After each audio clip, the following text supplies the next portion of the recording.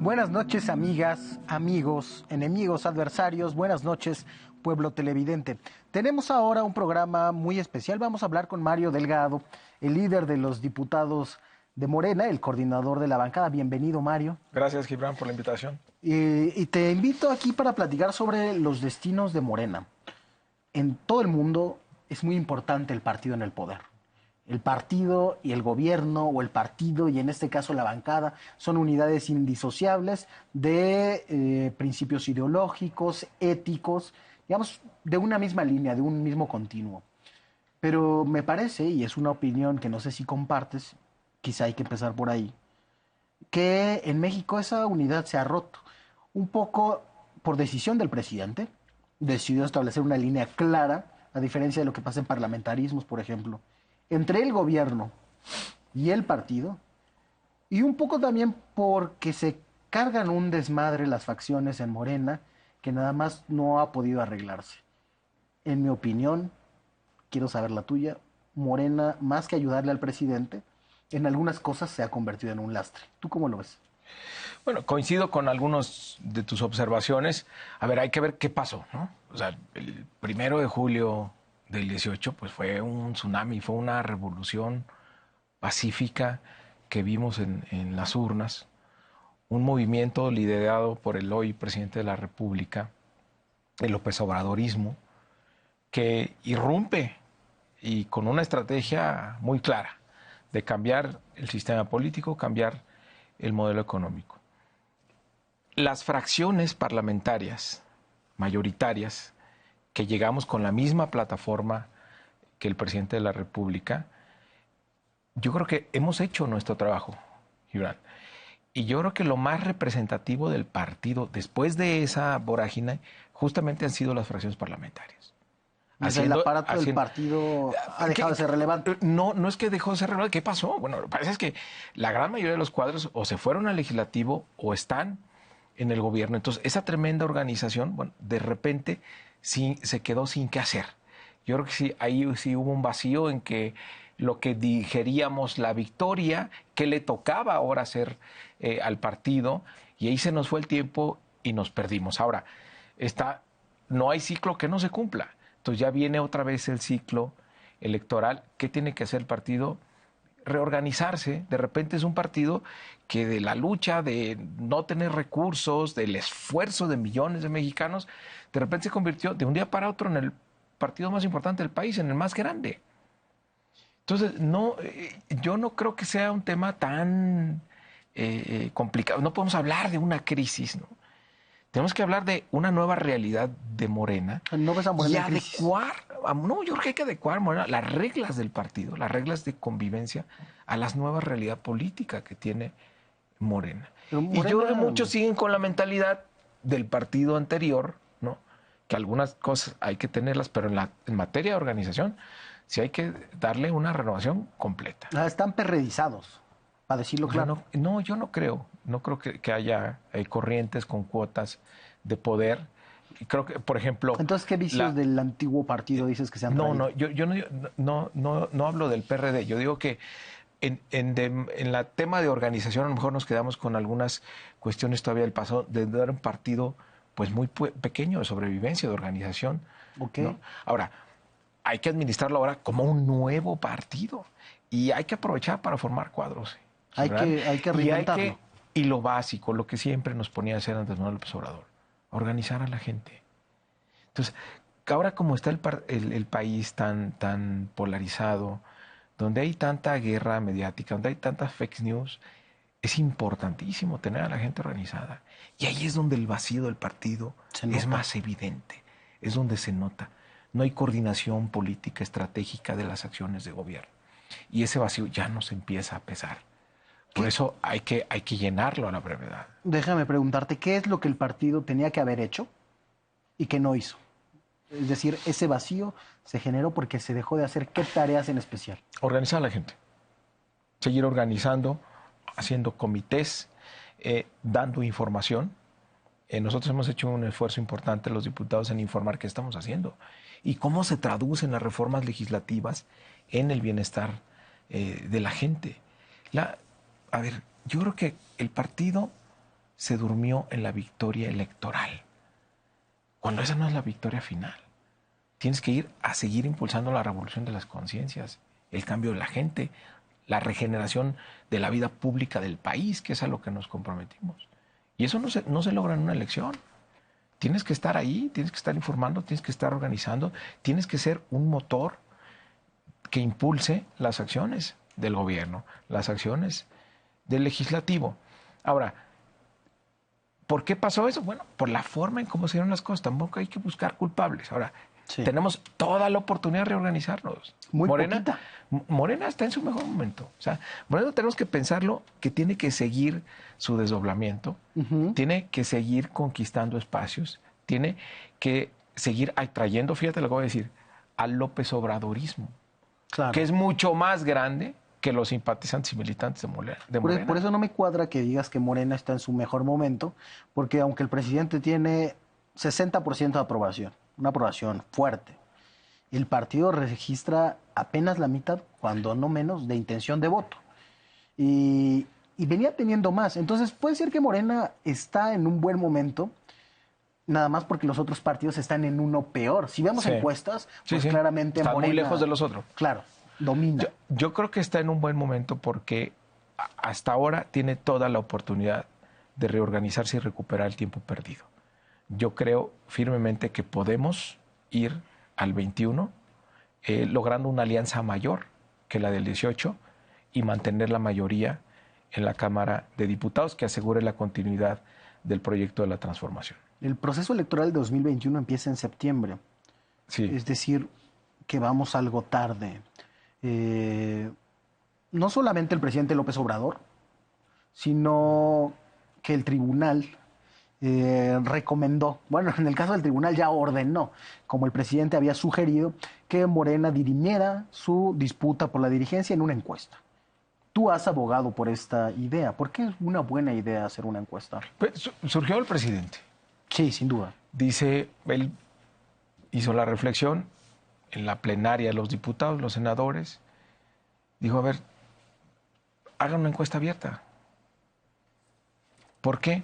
Porque de otra manera, pues vamos a ir a una disputa territorial, ¿no? Donde los líderes empiezan a mover gente aquí, para allá, y es mucho riesgo. Al PRD, a la elección de 2008 en el PRD. Y Morena tiene que seguir siendo el instrumento de un instrumento del movimiento. Entonces, bueno, vamos, además, prometimos ser diferentes. Te dirán algunos Entonces, que hacerlo abierto implicaría que se dejara la oportunidad a los priistas y los panistas de elegir al dirigente de Morena. bueno, quien dice eso es que no sabe qué es una encuesta. O sea, una encuesta pues, es justamente un proceso aleatorio Claro. del muestreo donde permites que la gente opine. Ahora, se pueden poner filtros. Pues tan fácil eres simpatizante o no del proyecto de la 4T. Y si ya, eres simpatizante, sobre esos, pues te vas sobre esos.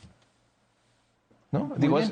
creo que es muy... A ver, yo creo que ahí podrías valioso, encontrar un punto de confluencia con lo los otros valioso aspirantes. ¿Sí? de la encuesta y lo que propone el presidente es evitar el conflicto, pero además otra cosa, darle todo el poder a la gente que decida sobre el partido. O sea, queremos que sea un instrumento del movimiento, pues démosle a la gente el poder de decisión. Fíjate el contrasentido. En la Cámara de Diputados impulsamos una iniciativa presidencial sobre la consulta popular y revocación de mandato. Es darle más poder a la gente. Y en Morena a algunos les da miedo poner en manos de la gente la decisión de quién es el nuevo dirigente. Sí, yo agregaría una tercera ventaja, que es que garantizas que el dirigente del partido tenga anclaje social, no solamente anclaje en algunos de los grupos tradicionales que han dirigido el partido, que han operado la política en los comités, etcétera, sino entre el pueblo. Claro, la otra manera sería quién es más fuerte adentro. Entonces, ¿quién mete más consejeros? Entonces, ¿quién moviliza más? ¿Quién manipula el padrón? Pues no. Y se pervierte un poco, se revientan las asambleas, pues esas cosas bueno, que han pasado. Mi asamblea no me dejaron entrar. Justo cuando yo seguía en la línea. Entonces, tenemos que evitar eso. Morena no puede ser eso. Morena tiene que ser un ejemplo de democracia, de transparencia. Los partidos ahora tendrán que evolucionar a eso. Mario, no podemos seguir pensando en los partidos así como que, entonces, ¿quién me organizo y con quién hago? Pues no, Morena tiene que seguir siendo muy abierto. Sí, eso es muy siglo XIX. Ojalá, sí, claro, ojalá haya madurez en la dirigencia para dar este paso hacia adelante. Y mira, Iván, cada vez es menos relevante eso. Ya lo importante es empezar a organizar el 21. Es la elección más grande en la historia del país. Y va a estar en juego la continuidad. Bueno, cada del elección proyecto. es la elección más grande en la historia del país. Bueno, ahora más porque se han venido alineando gobernaturas. El calendario electoral desde hace algunos años ha venido organizándose y ahora confluyen más puestos que los que hubo en el 18. Entonces tienes 14 o 15 gobernaturas, tienes más de 2,000 presidencias municipales, tienes 30 congresos locales y tienes lo más importante, la Cámara de Diputados. Entonces ahí se va a jugar la continuidad del proyecto. El proyecto de transformación. Entonces, y además, lo que yo les digo a mis compañeros, es responsabilidad nuestra ya.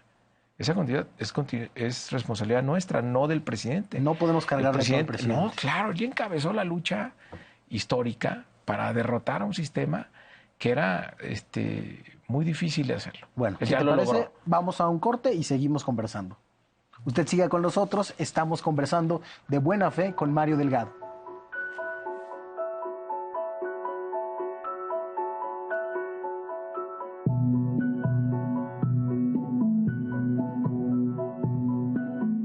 Quédate en casa. Aprende en casa. Capacítate en casa. Sé productivo en casa. Trabaja en casa. Da lo mejor en casa. Diviértete en casa. Quédate en casa. Cuida de ti. Cuida de todos. Unidos somos mejores. El bienestar de todos es nuestra empresa. Voz de las empresas. Consejo de la Comunicación.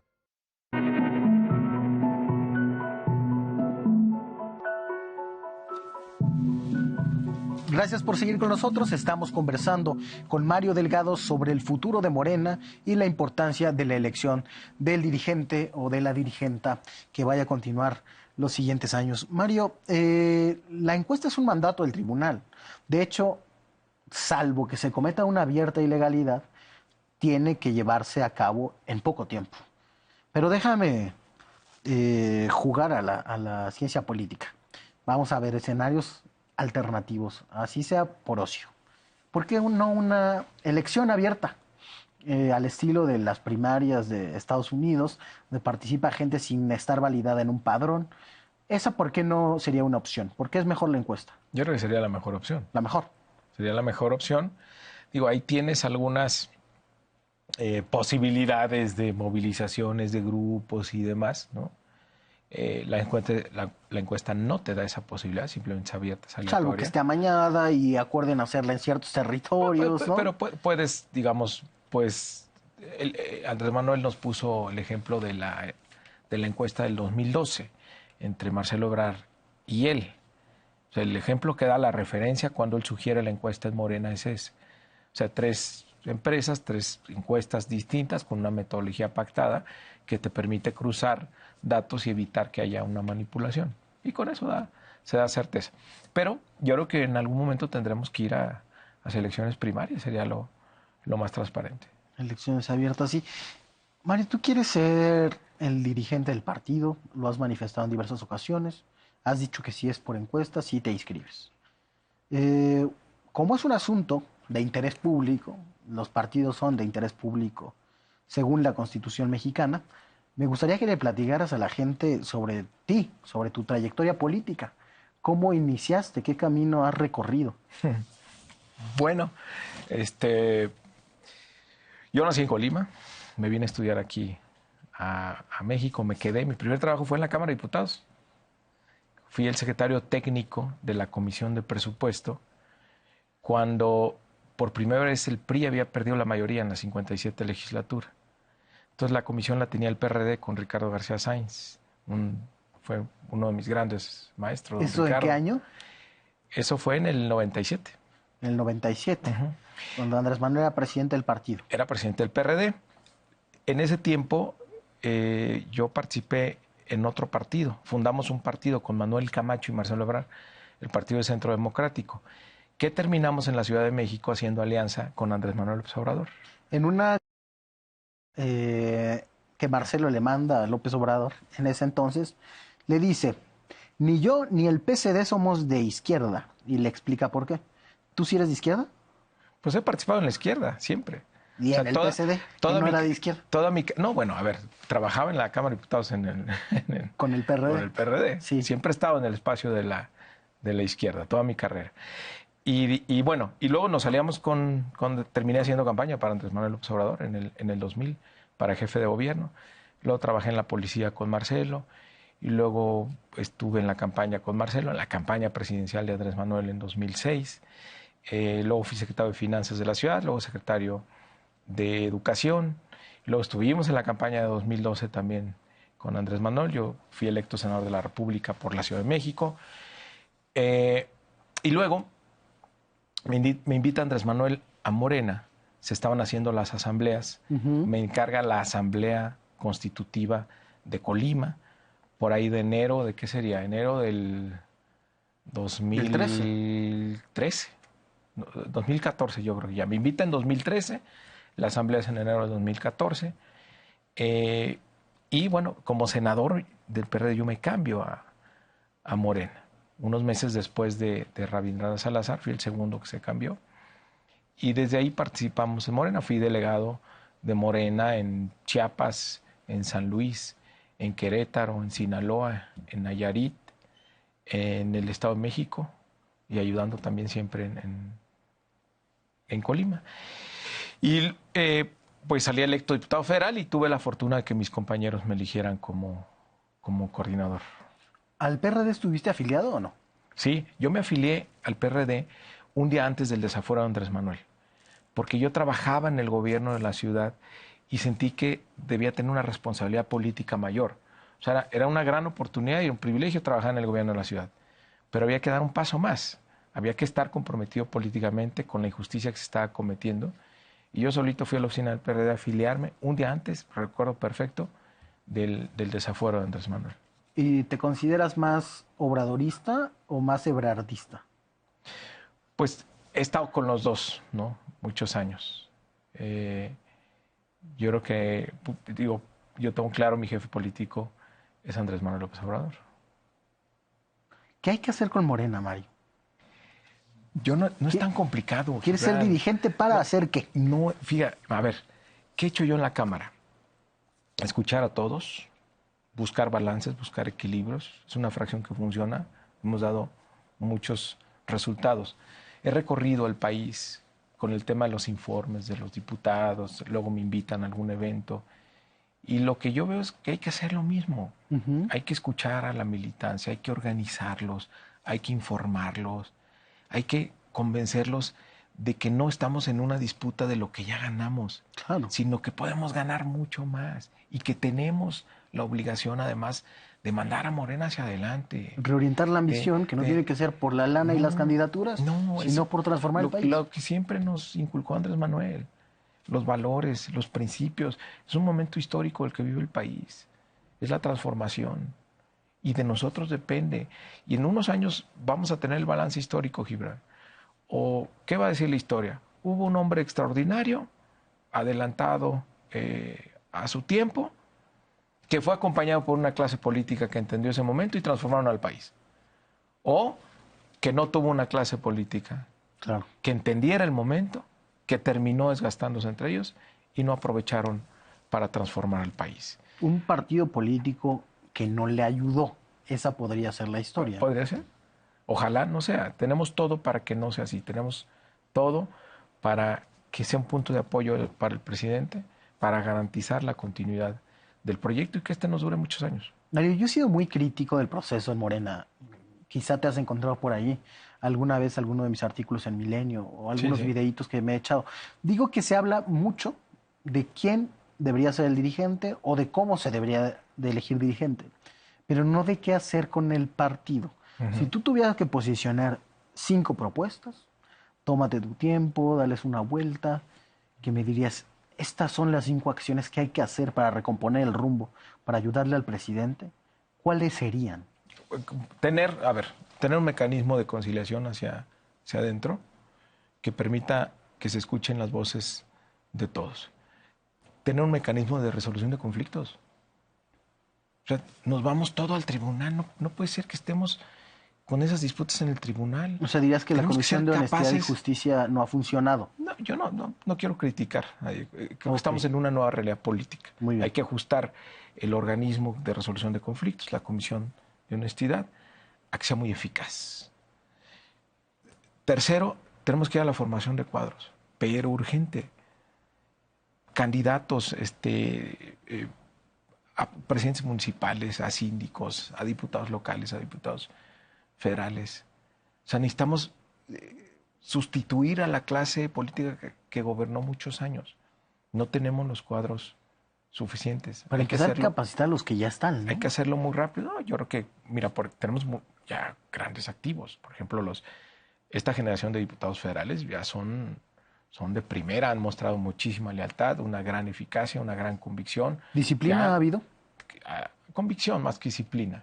Y ellos ya son líderes en sus territorios, son anclas muy importantes que van a ser muy importantes en el 21. Una comunicación nacional, somos una fuerza nacional. Ujú. No puede estar el Congreso de Sonora aislado de lo que pasa con el Congreso local en Yucatán. Tenemos que articularnos, tenemos que comunicarnos, Línea política, tenemos ¿sí? que actuar como fuerza política, ¿no? De manera muy coordinada. Por eso hicimos también la sesión de legisladores de la Cuarta Transformación. Y quinto, tenemos que replicar el esquema de Andrés Manuel de seguir desdoblándose el partido.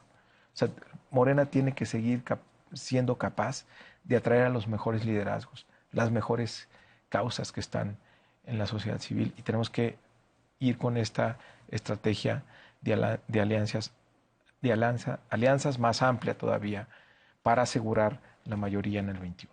Y en el 21, ¿con qué partidos hay que ir aliado? ¿Tú irías aliado con el Partido Verde, por ejemplo? Yo creo que habría que poner la plataforma sobre la cual hacer la alianza y que se hagan sus compromisos sobre la misma. Pero yo plantearía una alianza que nos diera la posibilidad de tener la mayoría. A algunos les incomoda, Gibran, ¿no? Ciertas alianzas, como les incomodó la alianza de Andrés Manuel con el PES. Pero en la Cámara las transformaciones son con los votos. Y una vez que votan en el tablero, los votos se ven iguales. Claro, obviamente puedes hacer alianzas, bueno, tienen que ser alianzas sin que haya nada oculto, que haya algo debajo, ¿no? Es que se pueda decir abiertamente qué es lo que estás haciendo, como ha ocurrido en la Cámara de Diputados, ¿no? ¿Y estas alianzas no han tenido un costo para Morena? ¿No se ha desdibujado un poco, por ejemplo, también en algunos territorios donde se fue en alianza y el triunfador no fue alguien de Morena, sino que pertenecía a uno de los partidos de la alianza? Sí. Por ejemplo, en Quintana Roo me han platicado muchas personas. Es que aquí toda la lucha que hicimos muchos años acabó en manos de personajes del Partido Verde que están más bien con los hoteleros. Pero Sí, eso sí. lo he escuchado en 10 estados, ¿no? Seguro que sí. ¿Y sabes por qué? Otra vez el vacío que dejó el partido. Porque tienes diputados, muchos no supieron ni cómo llegaron. Y entonces, pues, piensan que nadie los está viendo. Claro. O no traen los principios de Morena. Ahí es donde el partido tiene que estar presente. Ahí es donde dice, ok, vas a ser diputado de la Alianza de Morena, estos son los principios con los que debes de actuar, ¿no? Y si te sales de ahí, si haces una alianza con otro o votas raro, pues evidentemente no vas a tener oportunidad de este lado otra vez, ¿no? Tú, por ejemplo, nunca has recibido una comunicación de la dirigencia del partido. Oiga, coordinador, la línea es esta porque eso es lo que está en nuestros documentos. No, pues eso no pasa en Morena, ni pasaría nunca. Bueno, yo no lo hago ni al interior de la fracción, nunca damos línea. Ahí todos saben. Que la línea es que no hay línea. No, ni siquiera eso. A ver, lo que yo siempre digo, pues, compartimos la misma plataforma con el presidente y estamos legislando la plataforma a la que nos comprometimos. Entonces es un tema de convicción. ¿Y no tendría que haber alguien que salvaguarde la integridad con la que se gestiona esa plataforma? A decirle, por ejemplo, a los diputados, oiga, diputado, usted llevó un programa electoral y por eso fue electo. Está legislando o está votando algo que no es. Sí, claro. ¿Sí? Sí. Ahí el partido Eso debería hacerlo. Bueno, sí, el partido podría echarle un ojito ahí, ¿no? Decir, oye, ¿qué pasó? El problema es que digamos, ahora ese vacío genera que luego haya muchas situaciones como las que tú estás planteando. Es que pasan tantas cosas y pasan tan rápido. Pasó todo muy rápido. A ver, de repente el partido, bueno, pues tiene mayoría en 19 congresos locales. Bueno, ¿cómo articulas eso? Hay que articularlo, hay que entrarle, ¿no? O sea, no hay que dejar que eso nos rebase. Es una oportunidad política muy importante. Tiene que estar el partido ahí para tomarla, para conducirla, para dirigirla. ¿Ha sido en lo general, o digamos, en qué porcentaje, por ponerlo en esos términos, siempre muy arbitrarios, ha sido fiel el partido a su plataforma en el legislativo? 100%. 100%. Sí. Yo No tengo hay un ejemplo. No hay ningún conflicto ahí de...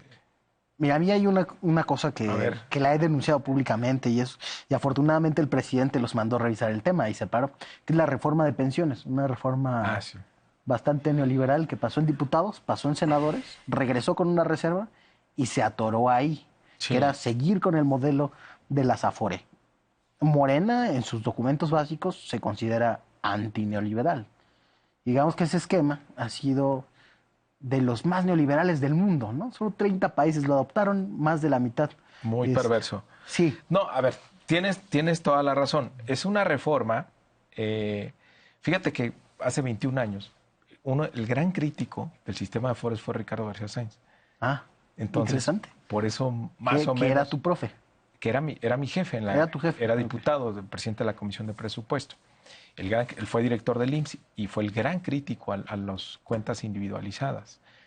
En aquel tiempo decía que era un sistema que no era para México, porque teníamos salarios muy bajos, ¿no? Poca formalidad. Y muy poca formalidad. O sea, no era un esquema para México. Además, la reforma de Zedillo, toda la argumentación era que era para aumentar el ahorro interno.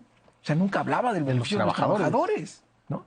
Y tenemos un sistema absolutamente perverso que durante muchos años permitió que las Afores se consumieran los ahorros de los trabajadores, las pequeñas contribuciones de los trabajadores, y que todos sabemos que al final del periodo, al de la edad de retiro, el trabajador no le va a alcanzar ni para un salario mínimo.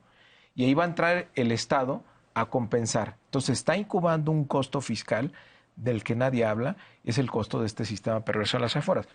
¿Qué reforma plantea el Ejecutivo en el caso de Afores? Es cambiar la forma en que cobran la comisión para que las Afores, en lugar de cobrarte de manera fija, ganes o pierdas, bueno, que te hagan ganar o perder, porque ellos son los que manejan tu dinero, sino que te puedan cobrar más si te hacen ganar más. Entonces se alinea el incentivo que ellos tienen de ganar más dinero con hacerte ganar más a ti. Ya nos desviamos, pero si no tienes problemas, seguimos sobre eso. No porque, no como está actualmente, que te cobran cuota fija, hagan lo que hagan. Sí. Hay que entrarle al tema de pensiones, a reformar eso, sí, pero... Pero hay que echar para atrás el modelo, Hay que echar para atrás el modelo, pero no podemos entrarle a todo al mismo tiempo. Tú sabes que eso va a requerir un esfuerzo fiscal muy importante.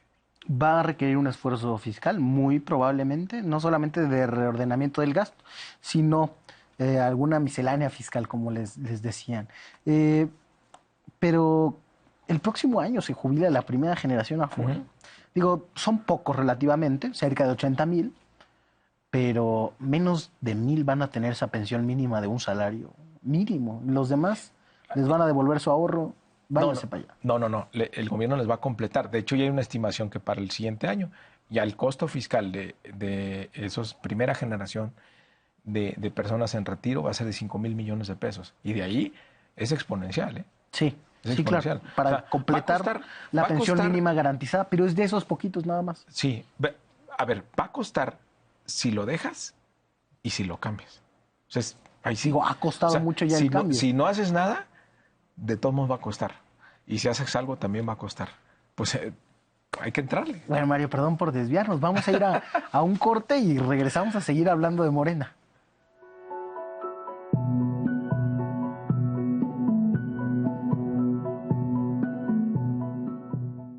Tanto en México como en el mundo estamos viviendo una crisis. En este momento es muy importante estar todos juntos, todos unidos y cuidándonos entre todos. Quédese en casa. Que todos nos quedemos en casa. Por favor, quédate en casa. Quedarse en casa. Quedarnos en casa. Quédate en casa. Me quedo en casa. Me quedo en casa. Quédate en casa. Quédate en casa. Quédate en casa. Quédate en casa. Quédate en casa. Quedarnos en casa. Que esto, como todo, va a pasar.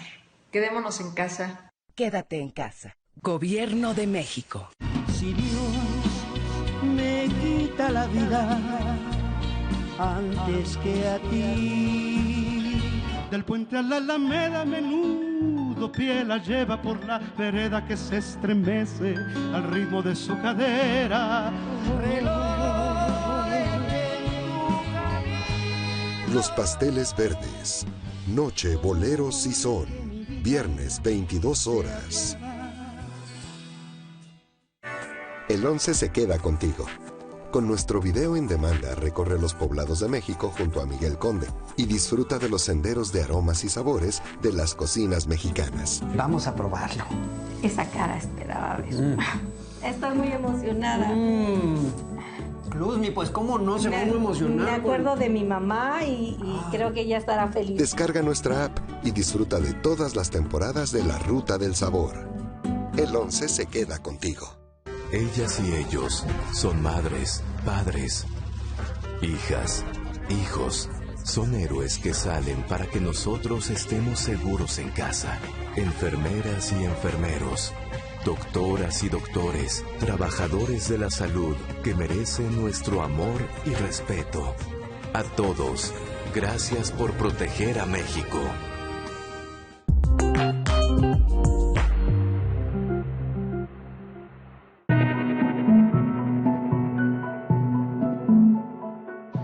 Muchas gracias por seguir con nosotros. Estamos conversando de buena fe con Mario Delgado, el líder de los diputados de Morena. Estábamos hablando de Morena, pero nos desviamos a las pensiones porque es un tema que nos gusta, que te gusta, ¿eh? Que nos gusta a los dos, al parecer. Mario, has estado en el poder mucho tiempo. Ahora que me cuentas tu trayectoria, tu primer empleo ya fue en el poder. Secretario técnico de una comisión. Después, al poder en el gobierno de la Ciudad de México. Después del gobierno de la Ciudad de México, en el poder legislativo. Y sigues en el legislativo. Y has impulsado cambios y has estado en el obradorismo, si no desde el momento 1, desde el momento 2, ¿no? En Morena, quiero decir, que en el obradorismo tienes una historia larga.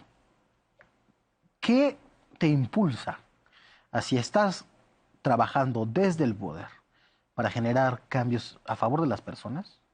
Digamos, a regresarte a la grilla o a la repartición de las candidaturas, a todo eso que, digamos, no tiene un beneficio tan inmediato en la gestión de los asuntos públicos como todos los otros cargos que sí has tenido. Lo pensé mucho eso, porque pues estoy en una posición muy buena, Gibran. No habría un presidente de la Junta de Coordinación Política por 3 años, me parece que desde 1991. O sea, sí es una posición de privilegio la que tengo en la Cámara y me siento muy honrado de estar. La bancada más poderosa en décadas. En muchísimos años. Y eso pues me ha permitido incidir directamente en el curso de la transformación, por llamarlo de alguna manera. Estamos empeñados en que esta sea una legislatura histórica, ¿no? Porque hemos metido el tema de la austeridad, porque erradicamos los moches, porque tenemos ya un récord en las reformas que hemos hecho. Sí estamos cambiando el legislativo. Ahora, yo quiero que el proyecto dure muchos años.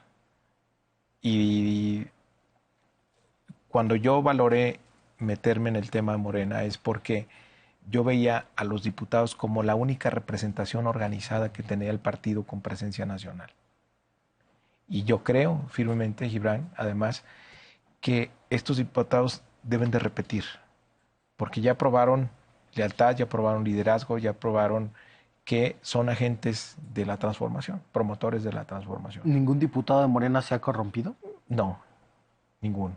Hay críticos, hay unos que a veces no coinciden con la mayoría, pero se respeta absolutamente su poder, su posibilidad de de disentir, ¿no? Hay algunos que se emberrincharon con el presidente porque ya no había un mecanismo para bajar recursos al territorio. Sí. Unos incluso de los de Morena. No, muchos, te diría. ¿Por qué? Porque la tendencia era muy grande. O sea, se acostumbró, en territorio, Gibran, la gente se acostumbró a que el diputado llegaba y te bajaba recursos, ¿no? Mucha gente no sabía que detrás de eso había un tremendo esquema de corrupción, ¿no? Entonces, cortar esa inercia fue difícil, incluso para nosotros, porque decían, bueno, la gente me pide. Pues no, ahora la gente lo que hay que decirle es que eso ya no, porque era un esquema de corrupción, eran los famosos moches. Y ahora te van a llegar recursos, pero por la vía de los programas sociales del gobierno federal. Entonces me decías, ¿estás convencido de que esos diputados deben repetir? Bueno, entonces creo que esa presencia que tenemos a través de los diputados era la parte más organizada del partido. Ahora, yo quiero que esto siga. Yo quiero que la transformación, que este proyecto dure muchos años. Entonces, creo que el trabajo que hemos hecho de conciliación, de buscar equilibrios, de diálogo en la Cámara es lo que hay que hacer en Morena. Creo que lo podemos hacer, creo que podemos construir un equipo que sea capaz de organizar también el 21 y echarnos para adelante. Yo me podía quedar muy cómodo, pero yo he entendido una cosa, Gibran, la continuidad del proyecto ya nos corresponde a los militantes y más a los que tenemos una posición de privilegio. Tenemos que dar el paso adelante con mucha madurez para que el proyecto del presidente siga. Él siempre dice, tenemos poco tiempo, hay que hacer lo más posible en el menor tiempo que tenemos, ¿no? Él dice siempre, toco madera, si regresaran los conservadores, que ya no tengan manera de revertir nuestras reformas. Tenemos que lograr tener un país sin corrupción, donde las familias vivan en paz, donde haya justicia, donde se respeten los derechos políticos de las mujeres y no haya violencia en contra de ellas, donde la austeridad republicana sea el día a día del gobierno, no la excepción, ¿no? Que no haya privilegios, que no haya fueros, y es de lo que se trata finalmente. De todo esto es para transformar al país en ese sentido. Y eso no se va a lograr en un año y en dos. El presidente está poniendo las bases de manera muy sólida. La continuidad del mismo va a depender de todos nosotros. ¿Qué le falta al proyecto de la Cuarta Transformación? Organizarse nada más.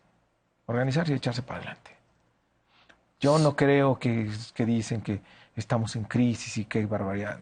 Pues, a ver, venimos de una revolución en las urnas. La Morena se convirtió en un partido enorme. Hay que reorganizarlo y echarlo para adelante. Yo sí digo que hay crisis y que barbaridad. Ya no creo que hay crisis. Pero bueno, coincido en la tarea de organizar al partido para las tareas que vengan. Siempre suelo recordar que el presidente López Obrador dijo, cuando dejó de ser presidente de Morena, y lo repitió ya 2 veces estando en el gobierno, que él no sabía si Morena sería el partido de la Cuarta Transformación y que si se echaba a perder, él renunciaría. ¿Ves este escenario factible? ¿Morena está cerca de echarse a perder? No está cerca de echarse a perder. Sí es factible ese escenario si parte de la dirigencia se empeña en sus intereses personales en lugar del interés de la Cuarta Transformación. Una parte de la dirigencia ya se echó a perder. Algunos, no, yo no estoy diciendo ni eso ni insinuándolo, pero ¿cómo podría echarse a perder Morena cuando deje de lado los principios y valores y se antepongan intereses personales? Ese es el riesgo. ¿Qué otros riesgos, digamos, en el plano ideológico ves? ¿Cómo eso en el terreno organizativo político? Uh-huh. Pero en el terreno ideológico, también Morena no ha discutido muchos de los grandes temas. No tiene una agenda, digamos, posterior a los 100 puntos del Zócalo de López Obrador. ¿Tú por dónde la llevarías? ¿Cuál tiene que ser la línea? ¿Cuáles son los...? No, sí lo tiene Morena, o sea, lo tiene muy completo la plataforma legislativa. Lo que pasa es que en esto debe haber una secuencia, Gibran. Sí. O sea, sí debe haber un orden en cómo vas logrando las reformas. Si yo te preguntara, ¿cuál es la reforma fiscal ideal de Morena? Después del gobierno de López Obrador, o cuando sea, ¿cuál es la reforma política ideal de Morena? ¿Cuál es la reforma de pensiones? Esas tendrían que estar ya prefiguradas ideológicamente, ¿no? Sí, pero a ver, secuencia. A ver, ¿por qué no hay una reforma fiscal? ¿Por qué no entró el presidente López Obrador a aumentar los impuestos? Primero, tendríamos que reorganizar el gasto, ¿no? Hay una profunda reforma al gasto público en este gobierno, ¿no?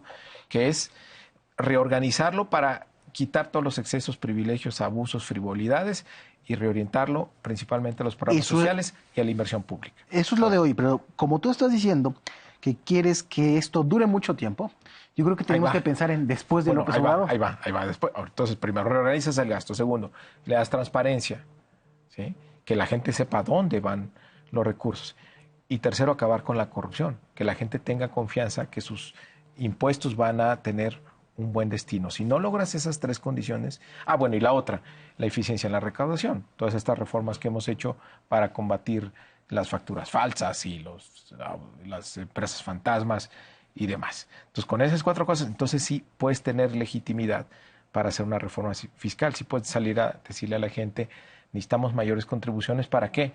Precisamente para los adultos mayores, para un sistema de salud universal, para los apoyos con las personas con discapacidad. Entonces la gente va a decir, ok, sí podemos poner más, o las empresas, porque el gobierno ya no se va por el caño de la corrupción. Por eso te digo que todo tiene una secuencia. Yo estoy de acuerdo totalmente en esa secuencia. Pero lo que suelo decir es que los neoliberales sabían muy bien su programa y tenían las reformas ya escritas y en la bolsa para cuando todo eso hubiera sucedido.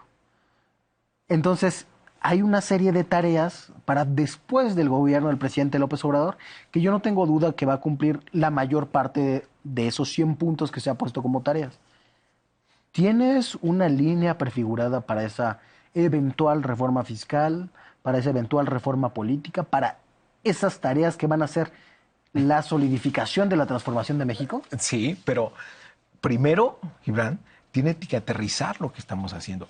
Mira, reforma política. A mí me gusta poner como ejemplo la figura presidencial. ¿Qué ha hecho el presidente López Obrador? Además que lo critican, que dicen que es unipersonal, que es autoritario. Fíjate lo que ha hecho. El presidente con mayor legitimidad democrática en muchos años en el país. Primero, quitarle el fuero presidente. O sea, está pendiente la reforma, pero lo vamos a sacar. O sea, que el presidente pueda ser juzgado por delitos. El presidente en funciones, como cualquier ciudadano común. Segundo, nos pidió que le quitáramos la facultad de condonar impuestos.